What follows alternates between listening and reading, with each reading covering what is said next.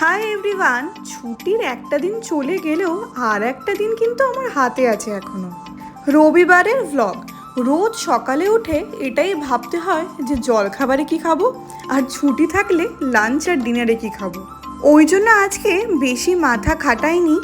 একদিকে চা বসিয়েছিলাম, অন্যদিকে পরোটা আর ডিমের অমলেট সব নিয়ে একসাথেই বসেছি, আর সবার লাস্টে খেয়েছি কলা। একদম কমপ্লিট ব্রেকফাস্ট। অন্যদিকে ব্লিঙ্কিট থেকে বেশ কয়েকটা জিনিস অর্ডার দিয়েছিলাম, সব দরকারি জিনিসই অর্ডার দিয়েছি।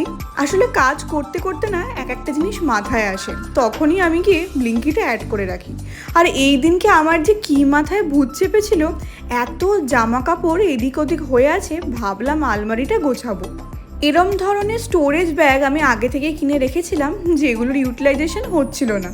কিন্তু আজকে একেবারে প্রচুর এনার্জি নিয়েই আমি কাজে লেগে পড়েছি, আর এত সুন্দর লাগছিল।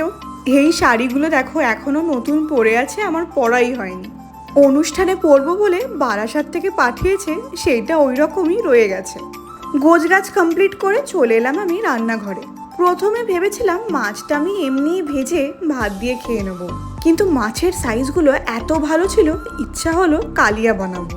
তো প্রথমেই মাছগুলোকে ভালো করে ধুয়ে নুন, হলুদ, আদা রসুন বাটা আর অল্প সর্ষের তেল দিয়ে মাখিয়ে রেখেছিলাম। মাছ যখন ভাজা হচ্ছে, অন্যদিকে মিক্সারে আমি পেঁয়াজটা একটু পেস্টও করে নিলাম। তেলের মধ্যে এবার যাবে তেজপাতা, এলাচ আর দারচিনিও দিয়েছিলাম, সেটার ভিডিও আমি নিতে ভুলে গেছি। পেঁয়াজটা দিয়ে দেওয়ার পর একটু ভাজা ভাজা হলে ওর মধ্যে পেঁয়াজের যে পেস্টটা ছিল ওটা দিয়ে দেবো, অল্প একটু টমেটো।